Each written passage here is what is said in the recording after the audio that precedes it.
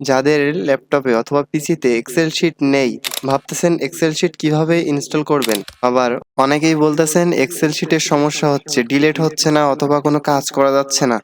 তো আপনারা এটা দেখে নেন যে কার কি সমস্যাটা হতে পারে। এখানে যদি এরকম আসে, এখান থেকে আপনারা ক্রসও করে দিতে পারেন অথবা ক্লোজও করে দিতে পারেন, এটা সমস্যা না।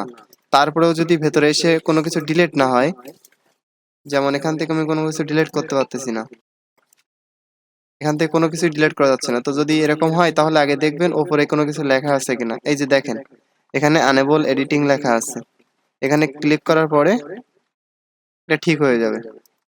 তারপরে এই যে সবকিছু ডিলিট হবে।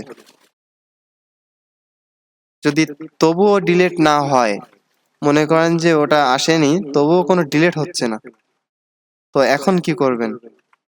এখন যদি অতিরিক্ত সমস্যা হয়, ডিলিট হচ্ছে না, তখন এটা ক্রস করে দিবেন।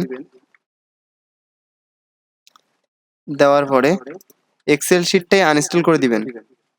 এক্সেল শিট না, সরি, মাইক্রোসফট অফিসটাই আনইনস্টল করে দিবেন। তো কন্ট্রোল প্যানেল থেকেও আনইনস্টল করতে পারেন অথবা ডাইরেক্ট গিয়ে আনইনস্টল করতে পারেন। যেমন এখান থেকে প্রোগ্রাম এন্ড ফিউচার, এখান থেকে এই যে মাইক্রোসফট অফিস, অথবা এখান থেকে ওটা যদি না পান, যদি কন্ট্রোল প্যানেল না পেয়ে থাকেন,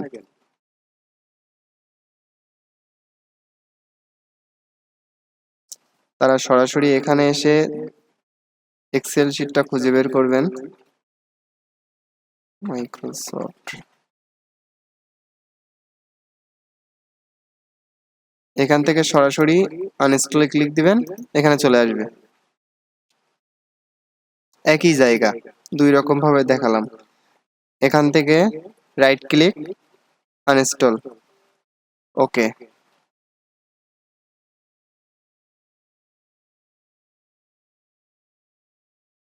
এখান থেকে এটা আনইনস্টল করে নেবেন। তো এটা অটোমেটিক তারে আনইনস্টল হোক, আমরা তাই দেখে আসি কোথা থেকে ডাউনলোড দিবেন আপনি মাইক্রোসফট অফিসটা। তো আপনাদের যে হোয়াটসঅ্যাপ গ্রুপ আছে, ওখানে দেখবেন উপরে ইন্দ্রজিৎ পিন করে রাখছে তার ওয়েবসাইটের লিংক,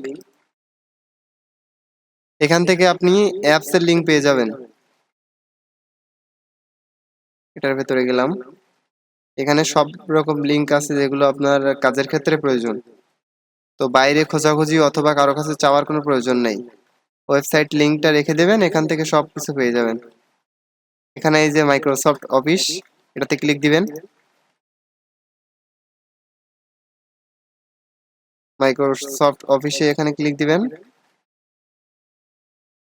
এখানে ডাউনলোড নাও এটাতে ক্লিক দিবেন, এখান থেকে এটা ডাউনলোড করে নেবেন।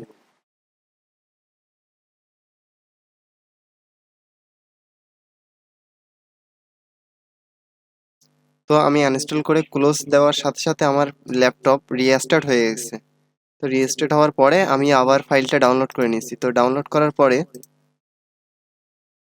আমি এটা আবার ইনস্টল করব। এটা সেটআপ দেওয়ার জন্য আপনার যে যেখানে ফাইলটা ডাউনলোড হবে সেখান থেকে এটা,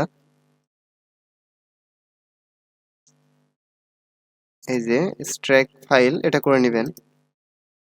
এটা করে নেওয়ার পরে এখান থেকে ওকে দিয়ে দিবেন।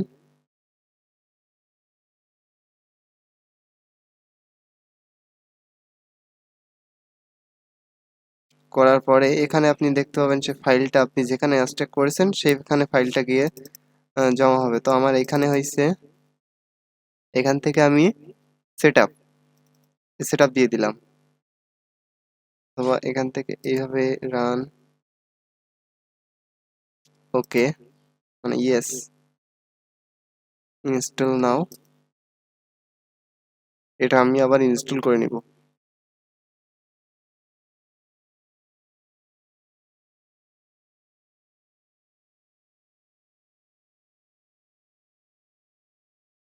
তো এটা ডাউনলোড শেষ হওয়ার পরে এখান থেকে ক্লোজ করে দিবেন। তো এবার আপনাদের এক্সেল শিট রেডি।